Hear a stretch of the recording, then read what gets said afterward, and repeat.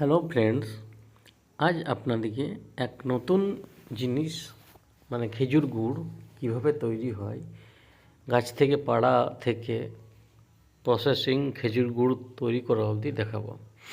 এই দাদারা অক্লান্ত পরিশ্রম করে খেজুর গাছ থেকে খেজুর রসটা সংগ্রহ করে। ওনারা ভোর 4টার সময় উঠে নিয়ে খেজুর গাছে যান, জঙ্গলের মধ্যে খেজুর গাছের থেকে রস সংগ্রহ করেন।